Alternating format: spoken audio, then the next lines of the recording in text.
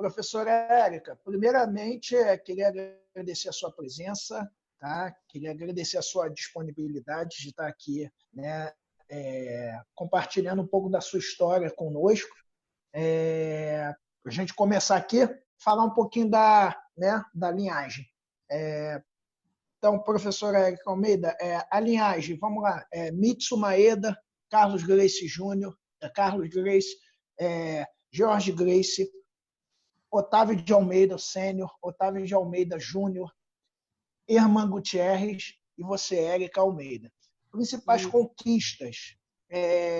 Você foi campeã sul-americana pela IBJJF 2018, campeã brasileira pela IBJJF 2018 também, campeã brasileira nacional, né, pelo esse evento que é o brasileiro Pro, né, que é da mesma organização de Abu Dhabi. Me corrija aí se eu estiver errado, tá, galera? Campeã do Curitiba Open IBJJF 2019, peso e absoluto, campeã do Gracie Pro 2018, absoluto, e você foi 20 vezes campeã paulista pela FPJJ. Suas principais conquistas no MMA: você é ex-campeã do Jungle Fight, peso palha, até 52 quilos, ex-atleta do UFC, peso palha, e falar um pouco aqui agora da sua técnica favorita é a guarda fechada.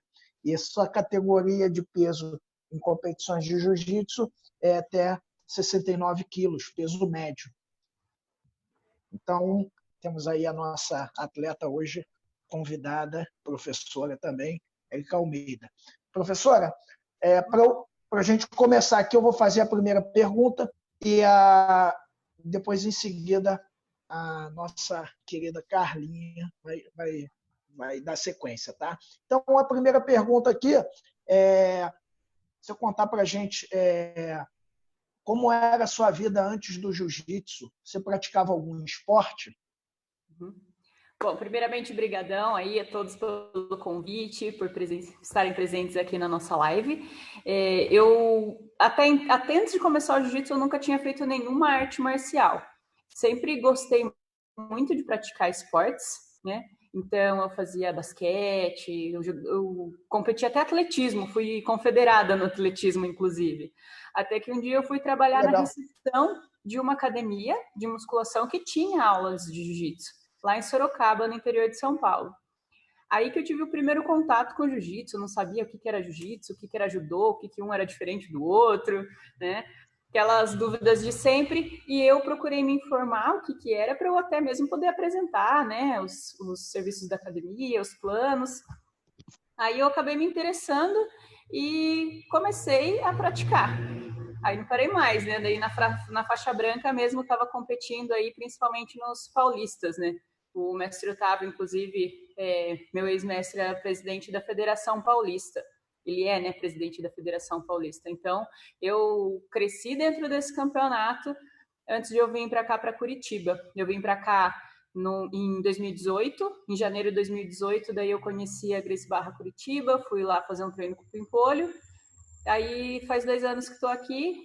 Hoje eu dou aula na GB Curitiba, na Matheus Leme, e agora também comecei a dar aula na GB Alcoville, todas aqui em Curitiba. Você foi confederada no atletismo? Foi isso que você falou? Perdão. Pô, que maneiro. Eu fazia algo mais longas, assim, tipo 400 com barreira, 800. Meu forte, assim, um pouquinho mais resistência do que explosão. Mas foi através de um colega que era atleta nesse grupo de atletismo que me levou para trabalhar nessa academia que tinha jiu-jitsu, né? Então foi uma coisa assim que foi levando a outra. A gente às vezes caminha tudo bagunçado e quando a gente vê a gente está aqui, né? Cara, que maneiro, muito bacana isso. Pô, parabéns. Eriquita, basicamente você respondeu a primeira pergunta, que era sobre essa fase que você trabalhava na academia e você despertou atenção para o jiu-jitsu, né? E foi a sua primeira experiência com o jiu-jitsu. E por ser bastante competitiva, você já se aventurou nas competições desde faixa branca, né? Como é que foram as suas primeiras experiências nas competições? Eu sempre gostei de competir, na verdade. Não importava o que eu fazia. Se era um futebol na escola, na quadra, ou se foi no atletismo, eu participava de competições, aí não foi diferente no jiu-jitsu, né? Aí eu lembro que uma história bem curiosa. Eu tava lá, eu toda magrelinha, assim, acho que eu pesava uns 52 quilos. Eu não fazia nem musculação nessa época, né? Fazia só atletismo, então eu só corria, só queimava um pouquinho de músculo que eu tinha. Aí eu na recepção lá, daí o pessoal do jiu-jitsu estava saindo da aula, passando pela catraca para ir embora. Aí tinha um aluno com faixa azul. Aí eu peguei e comentei assim, falei, ai, eu acho que eu vou começar a fazer também, né? Aí ele assim, você? Aí eu, eu tipo, comecei a competir. Aí, assim, no final da história, essa pessoa acabou parando, né? Acho que não saiu da faixa roxa e eu tô aqui em faixa preta e consegui conquistar alguns títulos aí. Muito suor, mas eu consegui. Vários títulos, né? Exatamente. E a sua primeira academia tinha um foco no MMA. Isso aí te levou também a frequentar alguns treinos. Isso foi natural? Teve alguma adaptação? Como é que foi essa sua entrada, sua estreia no MMA?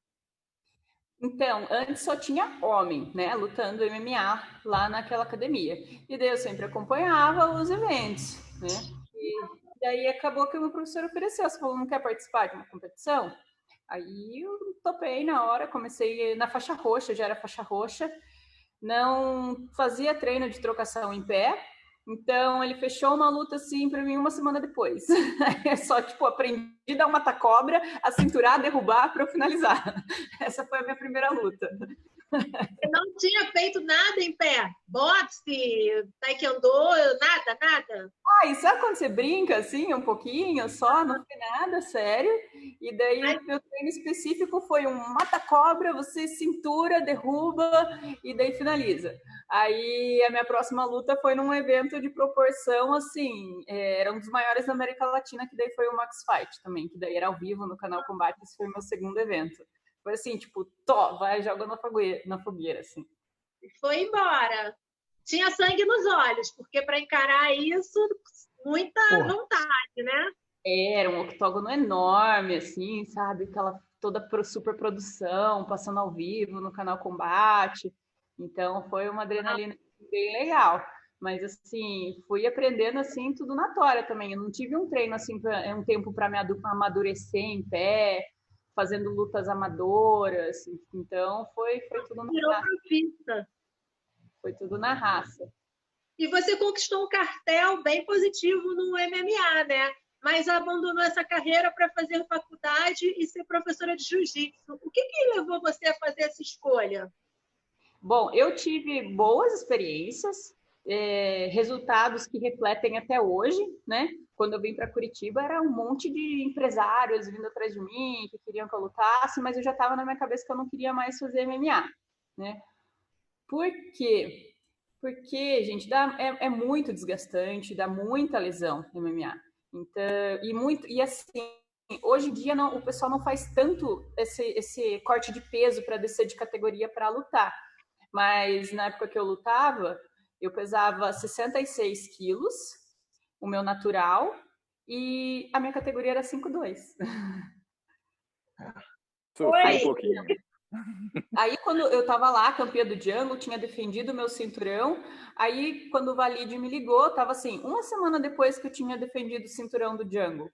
Aí, eu tava naquela fase, assim, que você fala, meu Deus, agora eu vou comer tudo, né? Você tem um checklist, assim, para você ter as coisas pra você comer. Porque eu quero aquele bolo, porque eu quero estrogonofe, porque eu quero o Inoback. Aí, você tem que fazer aquele checklist. Eu tava numa checklist ainda. Tava indo pra Foz, aí ele me ligou. Ele falou, quer lutar UFC? Uau! Tipo, claro! Aí, então tá bom. Então você tem uma luta daqui 20 dias. Aí eu falei, nossa, então tá bom, né? Aí, quando eu desliguei, que eu me toquei, daí que eu fui fazer as contas, quantos quilos eu ia ter que perder por dia para bater o peso. Aí eu tinha que perder 16,5 quilos em 20 dias. Aí bateu um desespero, entendeu? Mas assim, eu consegui. Daí o que eu tinha que fazer? Ou eu aceitava, né, e me sujeitava a ter que pagar, né, pagar o preço desse corte tão bruto, né? Ou eu falava, ai, não consigo, e não tinha o contrato, né? Então foi uma decisão assim, vou arriscar. E foi, a parte boa é que você aumentou o checklist depois, né, das guloseimas. Então, isso daí me gerou outro problema, né? Porque assim, não recomendo fazer isso para atleta nenhum. Você tem que estar com o seu corpo saudável para você lutar no seu peso natural, tá? Você tá bem no dia, porque fora assim o desgaste físico, é um desgaste emocional, um estresse muito grande, né? Então eu tinha que desidratar muito. Nessa minha primeira luta do UFC, eu cheguei no hotel pesando 61. São 2 categorias acima da que eu ia lutar. Chega, tipo, a luta é no sábado, você chega lá na segunda ou na terça. E na quinta para sexta, na véspera da pesagem, eu ainda estava 9 quilos acima. E eu só comia uma clara de ovo e alface. Entendeu? Então, óbvio, era uma coisa saudável. Então, eu paguei um preço, assim, bem alto. Fiz várias aquelas banheiras, assim, sabe, que os atletas fazem. Tive efeito colateral depois. E daí isso me causou um efeito sanfona muito grande. Então, no meu guarda-roupa, eu sempre tinha 3 mudas de roupa, de tamanhos de roupa. Uma no meu normal, uma quando eu estava próxima da pesagem, que daí eu usava 36, e daí uma que eu ficava muito grande, muito inchada, e daí a roupa não servia, entendeu? Eu tinha que ter 3 tamanhos de roupa. Então, eu tive, assim, no final das minhas lutas de MMA, eu tive uma lesão no quadril. Eu tive pubalgia, ou osteite púbica, não sei, talvez vocês conheçam por esse nome. É uma lesão insuportável. Eu fiquei 1 ano sem... Por isso que na minha faixa marrom eu, tipo, quase não tenho luta. Eu tenho, assim, 2 campeonatinhos pequenos, assim, na faixa marrom, porque eu fiquei 1 ano sem treinar, só fazendo fisioterapia, eu não conseguia nem dar aula. Então, foi bem difícil, daí eu acho que foi isso que mudou, assim, a minha cabeça. Eu quero ter uma qualidade de vida mais pra frente, sabe? Quero ter condições de treinar. Eu gosto muito de jiu-jitsu, eu amo jiu-jitsu, tanto que eu decidi, falei, não, eu paro com o MMA, mas eu não paro de lutar, não paro de fazer jiu-jitsu, que isso já vai me dar uma vida mais longa, assim, no esporte. Quando estiver bem mais velho, eu quero continuar frequentando e praticando jiu-jitsu dentro de um tatame. Eu acho que ficou todo mundo curioso agora para saber como é que foi essa luta, né? Porque 16 quilos, 9 quilos na véspera, e eram 3 rounds? Como é que foi? Lutou os 3 rounds? Foi por alguma... Foi horrível, né? Óbvio. Parecia que era uma coisa lutando, não parecia que era eu. Eu lutei com a Jutai, inclusive, ela da Gracie Barra, né? Aluna do Draculino. E ela tinha uma adversária que daí a luta dela caiu. Então, por isso que eu aceitei, assim, de última hora. Aí, se eu não aceitasse, nem ela ia ter luta, né? Então, aí, assim, eu vendo o vídeo dessa luta, porque ela me derrubava e daí ficava no ground and pound. Ela nem focava em passar a guarda. Ficava ali, segurando, batendo, fechadinha, ganhou pontuando. Foi por pontos essa luta, né? Então, você lutou os 3 rounds? Sim. E, gente do céu, eu tinha que fazer o exame antidoping e eu tinha que fazer xixi no dia, né? Para fazer o exame. E antes de sair do hotel, eu fiz xixi. Aí cheguei, não sabia que eu ia fazer o negócio. Eu cheguei no ginásio, não tinha mais o que fazer. Aí tive que tomar tanta água, que eu tava quase vomitando água, que aquela minha barriga assim, fazendo blá, blá, blá, blá. Foi bem... Nessa luta foi assim, tipo... Foi, só isso. Sobrevivi ela, tá bom, já tá valendo. Fez o check-in ali. Foi exatamente isso, só para poder assinar a página do contrato.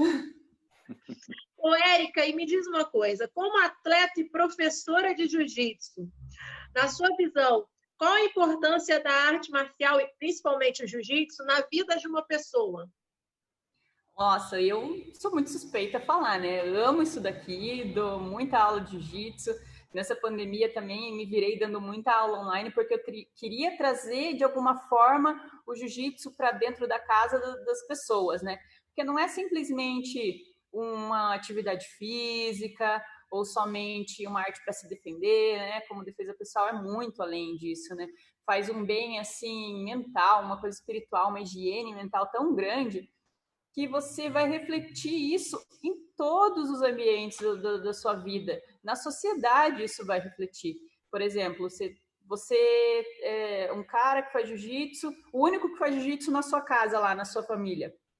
Mas isso vai refletir no seu ambiente ali dentro de casa. Você vai ser mais paciente lá com seu filho, com a sua esposa, não vai ficar tão irritado, né? Descontando em todo mundo.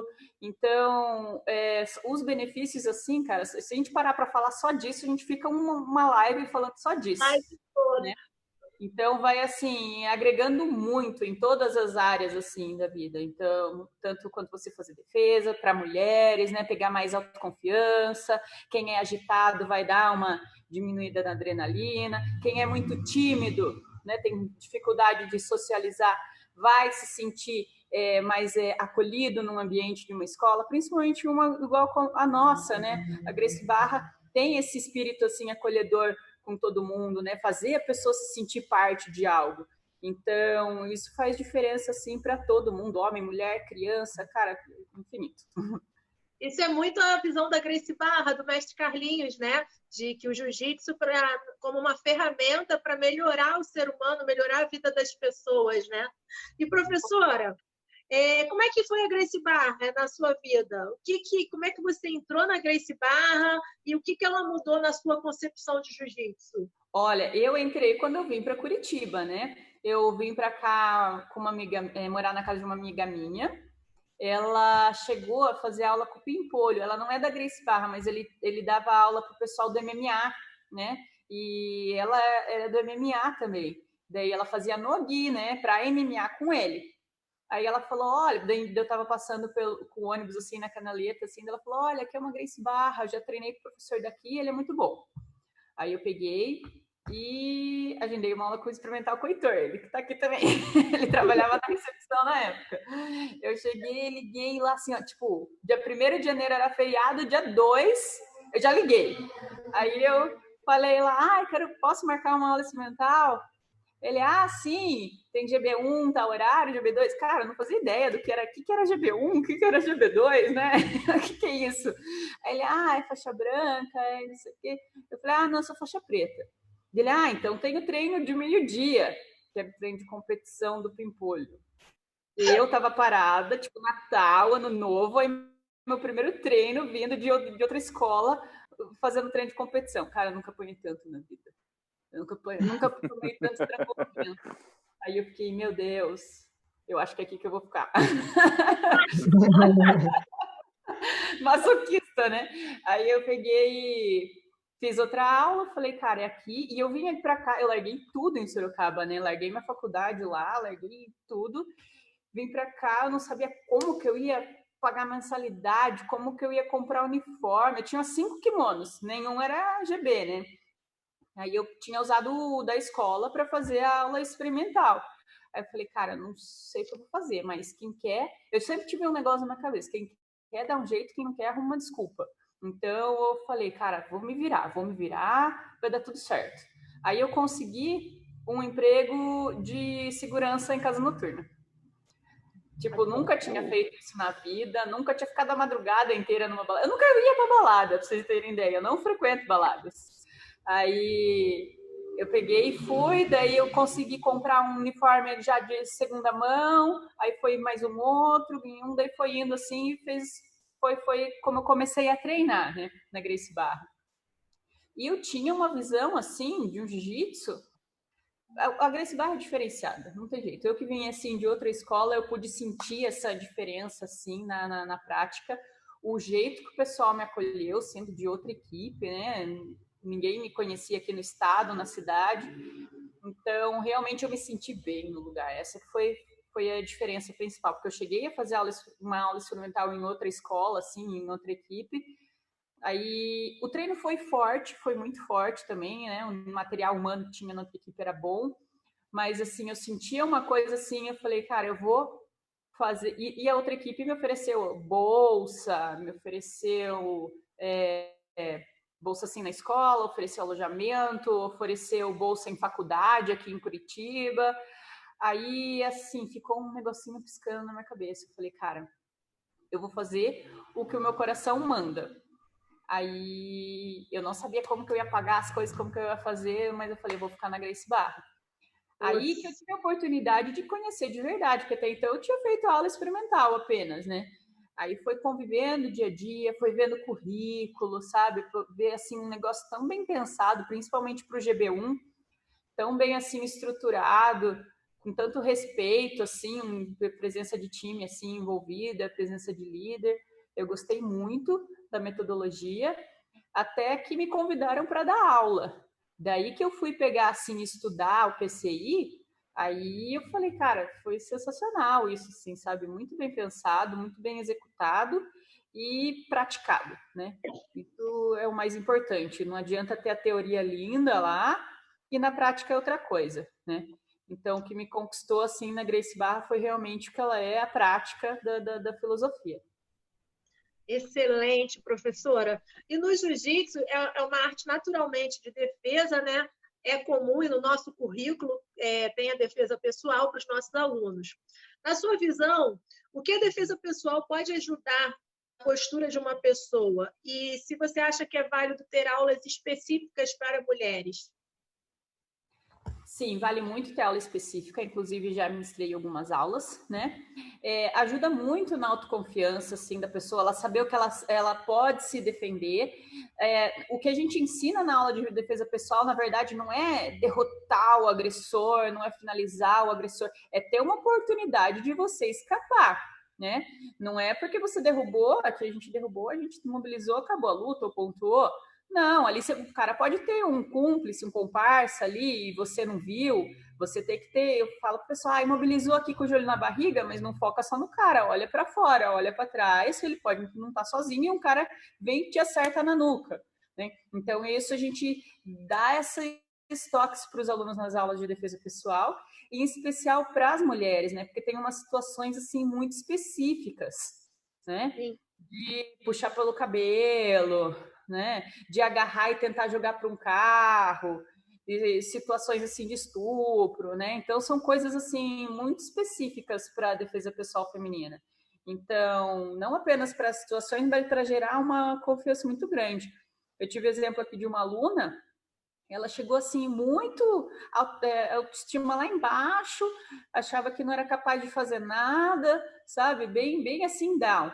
E daí ela começou a fazer, hoje ela é faixa azul aqui, né? Ela começou a fazer as aulas, eu fazia muito defesa pessoal, começou a fazer, antes ela fazia só o feminino, aí pegou aquela confiança, começou a fazer treino misto também, o que deixou ela, deu a oportunidade dela evoluir ainda mais. E daí ela contando outro dia, assim, de situação para o dia a dia, assim, na casa, ela mais confiante, se impondo mais, não tendo aquele jeito, assim, super contraído, submisso, assim, demais. No trabalho chegou um cara bem suspeito, assim, no balcão, abordando a recepcionista, ela já, tipo, se posicionou bem, ficando, assim, esperta na situação, deixar ela ligada. Então, assim, fora aprender as técnicas para ela poder se defender, né, e fugir, dá uma inflada, assim, uma autoconfiança na pessoa que muda a postura. Um agressor, um cara mal intencionado, ele já vai olhar o perfil, uma pessoa, tipo, que tá ali mais esperta, olhando para o ambiente, tá com uma postura melhor, e uma outra que tá distraída no celular, não sei o quê, aí já é uma vítima em potencial, né? Então, isso a gente aborda nas aulas também. E você chegou a usar essas técnicas nesse teu trabalho na boate, esse trabalho noturno? Você chegou a precisar usar ou foi tranquilo? Foi um trabalho que deu para... Não teve um estresse ou tem história aí para contar para gente? Conta aí. Não, foi bem tranquilo, na verdade. Tipo, acho que a postura também, assim, com homem, assim, eu não mexia, né? O meu foco era mais, assim, mexer com as meninas. Às vezes os seguranças homens não pode ficar pondo a mão, assim, em mulheres, né? Para não dar nenhum problema, assim, para casa. Mas assim, não, nunca tive nenhum problema, foi bem tranquilo, e nenhum homem assim me dava problema também, porque eu tinha uma postura muito firme lá, então isso fazia bastante diferença. Show. E também era aí no sul, né? Se fosse na vitrine, em Buiú. Pô, é Aqui a complicado. cada 10 minutos botam para fora. E no caso, então, o jiu-jitsu mudou a sua vida, né? E junto com isso, ele te proporcionou várias coisas. Hoje você é professora na Gracie Barra. Qual é o seu plano como atleta e professora daqui para frente? Bom, eu pretendo não parar de competir, né? Eu atualmente luto na categoria adulto, mesmo sendo master, né? Eu já estou 2 anos no master, mas eu falei, tem um gásinho ainda para lutar 10 minutos. Eu acho que meu jogo rende mais assim para o final da luta, então eu ainda gosto de lutar no adulto. Então, enquanto o meu físico permitiu, eu vou me manter aí nessa categoria. E eu gosto muito de competir, então é uma coisa que eu não pretendo parar e futuramente, quem sabe, ter a minha própria escola, né? Ou dentro do Brasil, ou fora do Brasil. Temos planos aí, né? Tem a arbitragem também, né, professora? Sim, estava trabalhando com os eventos também, né? Tanto aqui no Campeonato Paranaense, quanto nos eventos da CBJJ, BJJ. Até a pandemia chegar, né? Parar, cancelar tudo. Mas o que a gente faz? Continua praticando, né, Carlinha? Bom, isso aí. colegas. Cada vez mais nas escolas de jiu-jitsu a gente tem visto a participação feminina, né? Seja como alunas e agora também como professoras. Qual é a sua opinião sobre o jiu-jitsu feminino e a sua visão do momento atual e do futuro para a mulherada do tatame? Antes o pessoal olhava assim, primeiro que quase não tinha mulher praticando, né? Era muito difícil você ver elas dentro do tatame ou dentro das competições, né? Então, quando eu via uma mulher assim treinando, cara, era um negócio assim, eu ficava, quero treinar com ela. E daí também eu olhava assim, luta de menina, eu quero ver. Nossa, faixa preta lutando, eu ficava assim, tipo, na grade, assim, assistindo, né? Aí querendo ser aquelas meninas. Até que um dia eu lutei com uma. Gente, eu quase surtei quando eu vi, tipo, eu no SIGB e a professora Bianca tava lutando. Aí eu pensei, meu Deus, como é? será? E misturaram tudo feminino, assim, né? Tipo, master, adulto, tava tudo junto. Aí eu falei, ai meu Deus, será que eu vou lutar com ela? Eu não vou conseguir lutar com ela, eu vou ficar perna bamba, não vou conseguir lutar com ela. Uma vez que aconteceu isso também, por exemplo, eu na faixa branca, eu via a Luana Zugir lutando, né? Ela faixa preta. Aí chegou na faixa roxa, numa daquelas seletivas de Abu Dhabi lá, do Pro, que era com kimono, eu fui fazer a final com ela, cara, pense na pira, assim. E eu, assim, eu tinha 7 anos de jiu-jitsu, ela tinha 7 anos só de faixa preta. Cara, foi muito, assim, surreal. Aí veio aumentando, hoje temos bastante meninas na escola e vem aumentando o número de meninas professoras. Aí, geralmente, colocavam assim, vai dar aula para mulher, ou vai dar aula para crianças, né? Coloca a mulher lá para dar aula para as crianças. Antes era isso. Aí agora você vê várias mulheres dando aulas mistas, né? Aqui em Curitiba tem a Nica, né? Então, assim, vem mudando isso. Isso está sendo bem legal. Eu achei. E quando eu fui convidada para dar aula, era numa academia que 2 professores iam montar a própria deles, uma outra GB, uma filial da GB, e saíram dessa escola que eles davam aula. Aí eu entrei no lugar dos 2, para uma turma mista, né, com homens. Aí eu fiquei com aquela pira, eu tinha recém-chegado aqui praticamente. Tipo, meu Deus, eu vou entrar no lugar de 2 professores homens, o pessoal não vai gostar de mim, eu vou matar a turma, eu não sei o que, eu ficava com aquele, tipo, e vinha um preconceito dentro de mim, né? Então, isso mudou também em mim. Então, eu comecei a dar aula para os caras e daí, tipo, no começo eu cheguei muito tímida. E dando aula, assim, muito, muito séria, um clima meio estranho. Mas daí eu coloquei intensidade, falei, vou mostrar o que eu sei, né, para impor respeito aqui. E, nossa, eu nunca fui daí tão bem recebida, um carinho de toda a escola tão grande, de todas as escolas aqui. E aí, acabando aí, surgindo novos convites até para outras escolas aí, outras aulas mistas também. Érica, eu já te falei isso 1000 vezes, né? Vou falar de novo, sou sua fã. A gente não se conhece pessoalmente, né? A gente até fala isso, vira e mexe nas reuniões, mas parece que a gente já se conhece há, sei lá, um monte de tempo. Obrigada. Vou passar agora aí para o Buiú para ele finalizar. Obrigada. Obrigada a você, Kaline. Caramba, passou rápido, né? Pô, foi bem agradável aqui o assunto, tanto é que voou. Quando eu vi, a gente já está na última aqui. Érica, para a gente fechar aqui, né? Desde já agradecendo aqui a sua presença mais uma vez, agradecendo Carlinhos, muito obrigado, Carlinhos, pela sua participação aí com a gente. E então, na verdade, para a gente fechar, qual a sua dica, qual a sua mensagem que você pode dar para os nossos alunos e alunas, né? O que eles podem estar fazendo? Qual é a dica que você pode estar passando aí para que eles possam estar se tornando um faixa preta, uma faixa preta? Bom, que momento, né? Obrigada aí pelas palavras de todo mundo, mas que momento que a gente está passando agora, né? Nessa pandemia, a gente estava todo mundo lá, amontoado, se agarrando no tatame, aquela resenha, a gente sentindo tanta falta disso agora, né? A dica que eu dou, principalmente agora em meio da pandemia, é não deixar esse vínculo se perder, né? Uma coisa que eu preciso pontuar aqui, que a Carlinha fez, né, em meio a essa pandemia, poucas pessoas fazem, porque tá realmente todo mundo muito surtado. Eu tinha que colocar alarme em todas as aulas que eu tinha que dar no dia da semana, assim, em horário, para eu não esquecer dos meus compromissos. Eu não sabia que dia da semana que era, então tudo que eu tinha meu controle era no despertador no celular, né? Então, tem gente que tem que trabalhar, que tem que se expor, que está presa em casa, tem gente que está estudando em casa, trabalhando em casa, tentando treinar em casa. Então, tá uma sobrecarga, assim, tipo, muito grande, uma pressão muito grande de ter que ser produtivo, de ter que fazer tudo render agora, né, no meio da pandemia. E teve um dia que meu celular morreu. Ele simplesmente desligou e era a única minha ferramenta, assim, de trabalho que eu tinha. Então, eu fiquei, assim, sumida. Uns 3 dias, assim, de WhatsApp, de live, de tudo, até uma reunião, assim, eu perdi.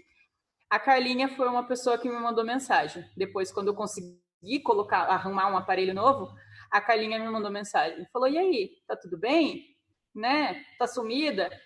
Então, isso representou, eu falei, puta, que legal a atitude da Carlinha, né, meu? Porque, assim, é muito difícil agora a gente pensar no que está acontecendo com o outro, né? A gente está tão ocupado, tanta informação na nossa cabeça, e o momento que a gente tem que fazer é também dar uma cuidada nos nossos colegas, sabe? Tá difícil cuidar da gente, mas a gente às vezes precisa lembrar dos outros também, tá? Então, o momento agora é de união, é de apoio. Então, por exemplo, se o professor lá está dando uma aula online, cara, valoriza esse esforço que ele está fazendo, indica para o pessoal fazer a aula, porque o pessoal está se virando, está se reinventando. E você também precisa desse exercício mental, não só físico, dentro da sua casa, né? Então, a dica que eu dou é se mantenham unidos, se mantenham fortes, porque a coisa que mais, assim, me fez passar bem por essa quarentena, né, que eu passei em casa, realmente não comecei agora a dar aula essa semana com esses treinos solo, foi a reunião com as meninas semanalmente que eu tinha de sábado. Cara, aquilo lá era praticamente uma terapia para mim, porque a gente percebia que não estava sozinho, que não era só a gente que estava passando por isso, que estava passando por frustrações, né? Ouvir a pessoa, uma situação pior que a nossa, daí você falava, como que eu vou reclamar da minha, né? Se tem uma colega aqui que tá complicado. Então, o momento é de união. Façam, eu sei que tá limitado, o Rio acho que não abriu ainda, né? As escolas. Então, participem dessas reuniões aí online, quem puder, façam esse treino, que o fundamental agora para a gente chegar todo mundo junto no treino, um dia chegar a faixa preta, vai ser passar por isso, e não vai ser sozinho, tá? A gente pode estar em casa, mas sozinho a gente não pode ficar.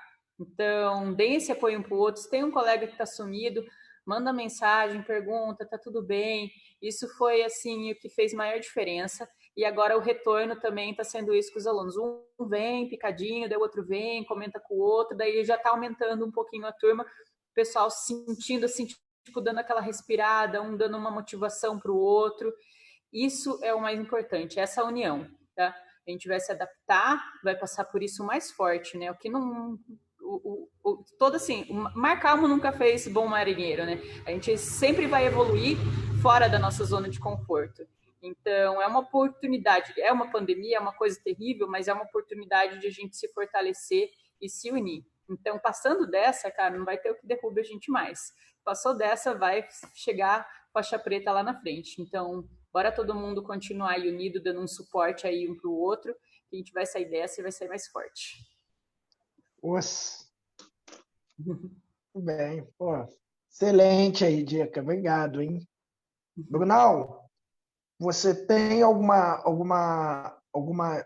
pergunta? Alguns alunos que querem fazer alguma pergunta? Cara, eu tenho, porque quando eu li sobre o histórico dela ali, né, no J.J. Heroes, o que me chamou bastante atenção foi justamente o início dela, né, ela como recepcionista, né, e praticando cada atividade da academia para poder saber vender o produto para os futuros clientes. Isso eu achei assim bem interessante e eu queria saber se isso é dela ou alguém aconselhou ela a fazer isso? Na verdade, começou por mim mesmo. Ninguém me pediu para eu assistir aula de jiu-jitsu ou fazer aula de jiu-jitsu para saber o que era, qual que era a diferença de judô e jiu-jitsu. Eu acho que nenhuma pessoa que trabalhava naquela academia tinha feito isso antes, né? E eu faço isso até hoje. Às vezes eu vejo assim indicação de algum curso, alguma coisa para fazer, mas eu sempre estou fazendo isso, é natural mesmo, uma busca assim de evolução. Eu fazendo assim faculdade de administração, né, ajuda eu ter um conhecimento em várias áreas também. Eu fazendo curso de regras, participando de eventos, também valoriza o meu papel profissional como professora de jiu-jitsu. Sou uma professora faixa preta, formada num curso de árbitros e que pratica isso, né? Pratica eventos arbitrando. Então, e uma mulher, né? Já é um diferencial, assim, bem grande. Aí eu sempre vou buscando também. Na quarentena, eu fiquei, assim, buscando algumas coisas para fazer. Daí teve um aluno meu que ofereceu um curso gratuito lá da Conquer, que era inteligência emocional. Eu falei, cara, tem melhor curso para fazer agora do que esse na quarentena, né? Aí fiz também. Aí foi bem legal, foi bem produtivo, uma escola assim que ia de um jeito mais prático, não eram aulas longas, teóricas assim, era uma aula mais dinâmica e foi agregando, daí foi indicação de outros cursos, outros livros que eu falei, ai, cara, agora eu quero fazer esse, agora eu quero fazer outro, porque o outro tá, tipo, sobre vendas, sobre marketing, tudo envolve também, né?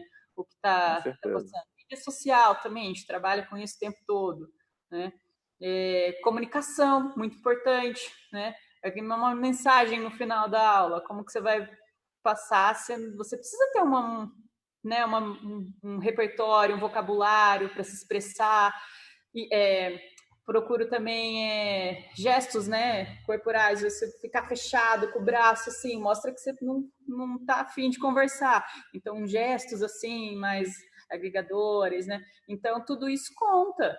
Tudo isso uma sua imagem, né, transmite. Então, são conhecimentos que você acaba colocando em prática, né, no seu dia a dia, na sua aula. Então, isso é muito importante, o pessoal não focar só na técnica, né? Tem muita gente, assim, muito atleta sensacional de jiu-jitsu, a pessoa é um monstro, mas não consegue dar uma aula, não consegue se expressar bem, não se comporta bem. Fiz o curso de inglês também para me comunicar, então cheguei no UFC já falando inglês, isso já era um diferencial também. Então, sempre estou buscando evoluir mesmo. É difícil, não é fácil, mas a gente vai fazendo o nosso melhor nas condições que a gente tem. Então, você tem só um aplicativo gratuito no celular, cara, aproveita, vai tirar melhor do que nada. Quem não está fazendo nada está ficando para trás. Não, com certeza. Não, e depois, acho que vocês falaram, né, que você se fantasiou para dar aula. Falei, cara, essa menina tem um espírito empreendedor, porra, nato, é dela. Achei muito bom isso. Sozinha, né? Por exemplo, esse dia que a gente fez a aula para as crianças, cara, foi assim um trabalho em conjunto muito grande, porque a Grace Curitiba que tinha dado a ideia de fazer alguma coisa para entreter as crianças. Sim. Aí tinha aula para as crianças pequenininhas, que era esse de contos, e batalha naval para os meninos assim maiores, né? As crianças maiores. Daí a Fernanda ia contar a história do Chapeuzinho. Aí o Heitor deu ideia de contar a história, né? Tipo, com 3 pessoas no Zoom e falar como se fosse personagem. Aí eu tinha visto uma matéria no jornal de um professor de uma faculdade que se fantasiava para as aulas dele e não repetia a fantasia, ele colocava um cenário assim de fundo diferente toda a aula, e daí a aula dele mudava. Aí que eu dei um estalo, eu falei, a gente pode usar o fundo verde e fazer isso. Daí foi assim, um trabalho em conjunto, não foi sozinha que eu fiz. Sim. Não dá para crédito por isso. Eu sempre estou recebendo ajuda de muita gente, inspiração de muita gente. Então, não é assim, não posso ficar com o ego inflado, eu que fiz, eu que mandei muito bem. Eu tenho muito orgulho de falar que eu recebo ajuda e inspiração de todo mundo à minha volta. Com certeza. Ninguém faz ou cresce sozinho. Uhum. Sempre tem alguém ou alguma inspiração direta ou indireta. Uhum. É muito legal. Então, Boizinho, contigo. O fechamento aqui, foi o que eu falei, queria muito, né, agradecer aí pela sua presença. Espero ter você aqui na nossa escola, quando você estiver aqui pelo Rio de passagem, por favor, venha nos fazer uma visita e vem conhecer a Carlinha também. Beleza? Esperamos, né? Tudo isso passe logo para a gente poder se ver, treinar, tomar uma massa. Pode tomar uma surra, mas não tem problema, a gente vai tomar uma surra muito feliz. Depois fechando com açaí, tá tudo lindo. Açaizinho. Maravilhoso. Então, professora Érica, obrigado, tá, por essa live. Obrigado, Carlinha, também, agradecendo de forma pessoal, já que o Bill também, ele agradeceu, aproveito também para agradecer. Então é isso. Pessoal. Eu que agradeço a oportunidade de ter esse momento aí com vocês. Foi, acho que, minha primeira live, assim, de entrevista. Então, já tá esse checklist também. Live na quarentena.